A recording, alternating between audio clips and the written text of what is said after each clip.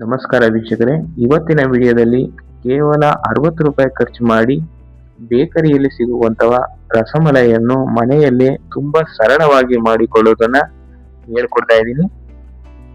ಇದನ್ನ ನೀವು ಒಂದ್ಸರಿ ಟ್ರೈ ಮಾಡಿ, ತುಂಬಾ ಅದ್ಭುತವಾಗಿ ಬರುತ್ತೆ.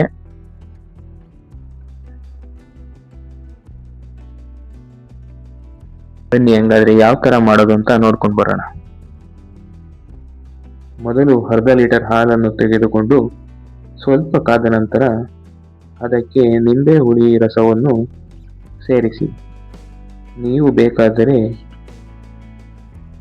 ವಿನೆಗರ್ ಅನ್ನು ಬಳಸಬಹುದು. ವಿನೆಗರ್ ಬಳಸಿದರೆ ಬೇಗ ಒಡೆಯುತ್ತದೆ. ನಿಂಬೆ ರಸವನ್ನು ಬಳಸಿದರೆ ಸ್ವಲ್ಪ ನಿಧಾನವಾಗಿ ಒಡೆಯುತ್ತದೆ. ಈಗ ಹಾಲು ಒಡೆದಿದೆ, ನೋಡ್ತಾ ಇರ್ಬೋದು. ಈ ತರ ಫುಲ್ ಹಾಲು ಒಡೆದಿ ನೀಟಾಗಿದೆ. ಈಗ ಪನ್ನೀರ್ನ ಸಪ್ರೇಟ್ ಮಾಡ್ಕೋಬೇಕು. ಕೆಳಗಡೆ ಜಾಲರಿ ಇಕ್ಕಿದ್ದೀನಿ, ಅದ್ರ ಮೇಲೆ ಒಂದು ಕಾಟನ್ ಒಂದು ಕರ್ಚೀಪ್ ಹಾಕಿ ಅದಕ್ಕೆ ಸೋಸ್ತಾ ಇದ್ದೀನಿ.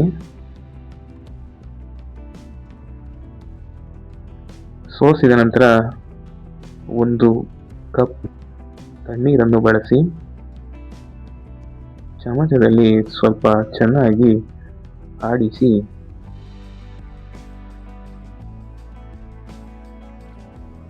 ಚೆನ್ನಾಗಿ ಹಿಂಡಬೇಕು.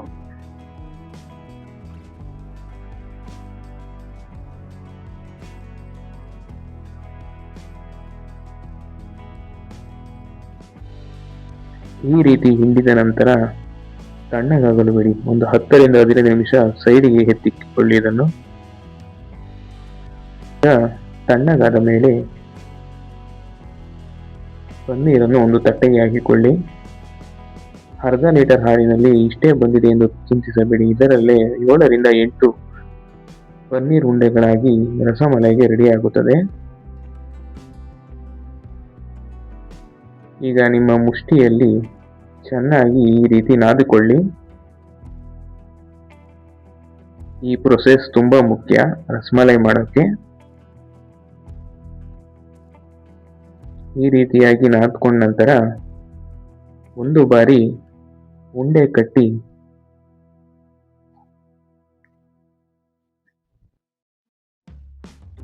ಈ ರೀತಿ ಪ್ರೆಸ್ ಮಾಡಿ ನೋಡಿ. ಸೈಡಲ್ಲಿ ಎಲ್ಲಿ ಬಿರುಕು ಬಿಟ್ಟಿಲ್ಲ ಅಂದರೆ ಚೆನ್ನಾಗಿ ಬರುತ್ತದೆ ಅಂತ. ಬಿರುಕು ಬಿಟ್ಟಿದ್ದರೆ ನೀವು ಹಾಕಿದಾಗ ಎಲ್ಲ ಒಡೆದು ಹೋಗುತ್ತದೆ. ಹಾಗಾಗಿ ಮತ್ತೆ ಇನ್ನೊಮ್ಮೆ ಬಾರಿ 10 ರಿಂದ 15 ನಿಮಿಷ ಚೆನ್ನಾಗಿ ನಾದಿಕೊಂಡು ಮತ್ತೆ ಉಂಡೆ ಕಟ್ಟಿ ನೋಡಿ. ಈ ರೀತಿ ಬಂದ ನಂತರ ಎಲ್ಲಾ ಪನ್ನೀರ್ ಉಂಡೆಗಳನ್ನು ಸಿದ್ಧ ಮಾಡಿ ಇಟ್ಟುಕೊಳ್ಳಿ.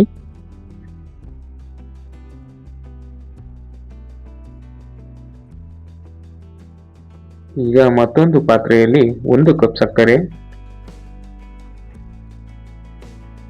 ನೀವು ಯಾವ ಅಳತೆಯಲ್ಲಿ ಸಕ್ಕರೆಯನ್ನು ತೆಗೆದುಕೊಂಡಿದ್ದೀರೋ ಅದೇ ಅಳತೆಯಲ್ಲಿ 3 ಕಪ್ ನೀರನ್ನು ಹಾಕಿ.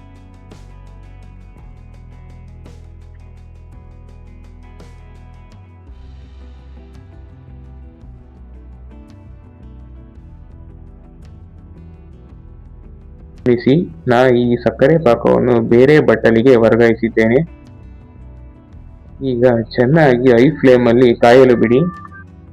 ಕಾದ ನಂತರ ಒಂದೊಂದೇ ಪನ್ನೀರ್ ಉಂಡೆಗಳನ್ನು ಕುದಿಯುತ್ತಿರುವ ಸಕ್ಕರೆ ಪಾಕಕ್ಕೆ ಹಾಕಿಕೊಳ್ಳಿ.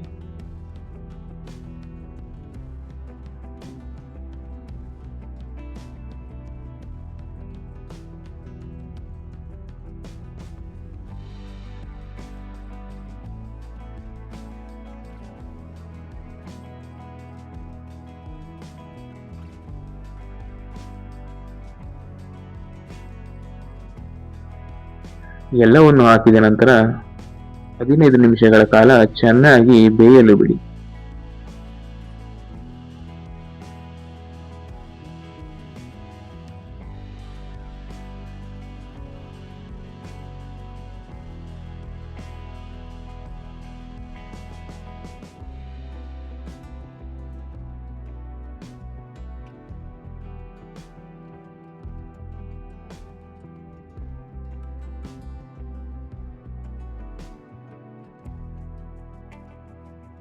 ಹೈ ಫ್ಲೇಮ್ನಲ್ಲಿ ಬೇಯಲು ಬಿಡಿ. ಆದ ನಂತರ ಮುಚ್ಚಳವನ್ನು ಮುಚ್ಚಿ 10 ನಿಮಿಷಗಳ ಕಾಲ ಲೋ ಫ್ಲೇಮಲ್ಲಿ ಬೇಯಲು ಬಿಡಿ. ಈಗ ನೋಡಿ, ಪನ್ನೀರ್ ಉಂಡೆಗಳು ಸಕ್ಕರೆ ಪಾಕವನ್ನು ಚೆನ್ನಾಗಿ ಹೀರಿಕೊಂಡಿದೆ, ನೋಡ್ತಾ ಇರ್ಬೋದು. ಈಗ ಇದನ್ನು ಸಂಪೂರ್ಣವಾಗಿ ತಣ್ಣಗಾಗಲು ಬಿಡಿ. ಈಗ ಇನ್ನೊಂದು ಪಾತ್ರೆಗೆ ಅರ್ಧ ಲೀಟರ್ ಹಾಲು ಹಾಕಿ ಸ್ವಲ್ಪ ಸಕ್ಕರೆಯನ್ನು ಹಾಕಿ ಕುದಿಯಲು ಬಿಡಿ.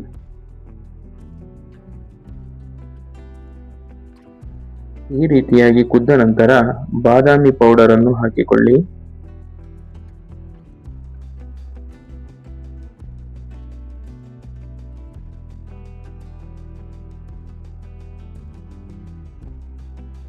ಚೆನ್ನಾಗಿ ಕುದಿಸಿ.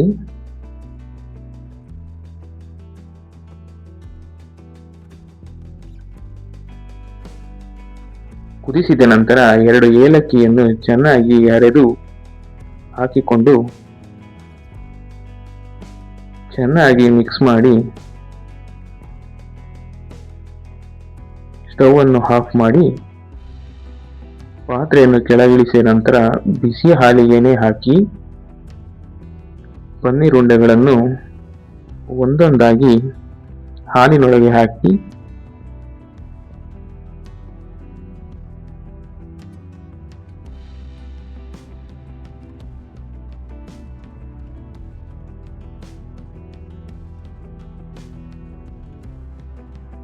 ಒಂದೊಂದಾಗಿ ಎಲ್ಲವನ್ನು ಹಾಕಿದ ನಂತರ ಇದನ್ನು ರೂಮ್ ಟೆಂಪರೇಚರ್ನಲ್ಲಿ ತಣ್ಣಗಾಗಲು ಬಿಡಿ.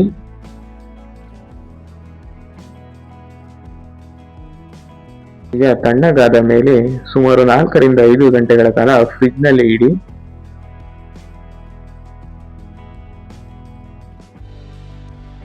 ಈಗ ನೋಡಿ, ರಸಮಲೈ ರೆಡಿಯಾಗಿದೆ. ತುಂಬಾ ಚೆನ್ನಾಗಿ ಬಂದಿದೆ.